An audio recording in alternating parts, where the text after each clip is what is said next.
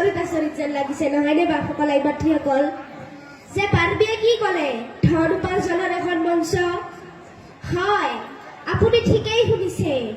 প্ৰকৃত ধন উপাৰ্জন কৰিব পৰা মঞ্চখনেই হ'ল শ্ৰীমন্ত শংকৰদেৱ সংঘ অনধন লগয় নৱধন বিনাই জয় ৰঘুৰ নন্দন মোক আন ধন নালাগে নাম ধন লাগে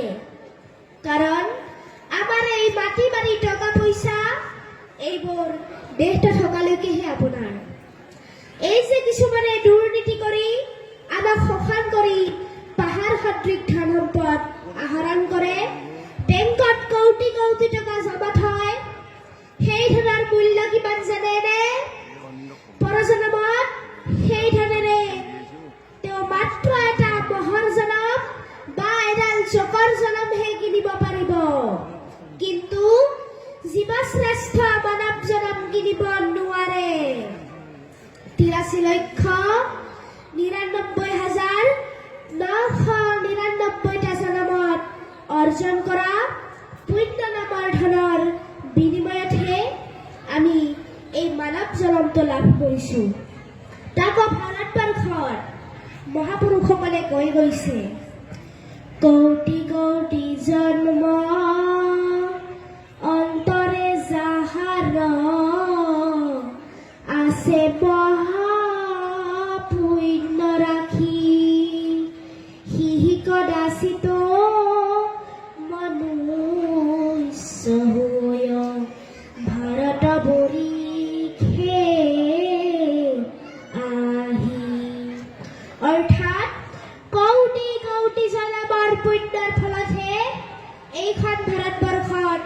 মানৱ জনম লাভ কৰিব পাৰি তাকো আধ্যাত্মিক ক্ষেত্ৰ অসমত জন্ম লাভ কৰাটো আৰু বেছি পুণ্যৰ কথা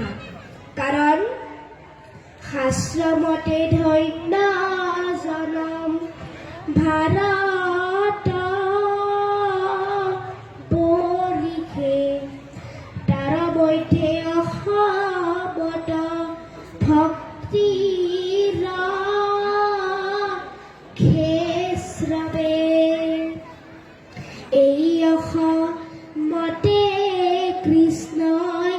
শংকৰ নাম লৈলা হৰি ভক্তি প্ৰেমৰ ৰস বোৱাই থৈ ইয়াক গৈলা এইখন অসমত পৰম দয়ালু পৰম কৃপালু পৰম কৰুণাময় ঈশ্বৰ কৃষ্ণই শংকৰ গুৰুৰূপে আবিৰ্ভাৱ হৈছিল আমাক সকলো ধৰণৰ শিক্ষা দি গ'ল সকলো ধৰণৰ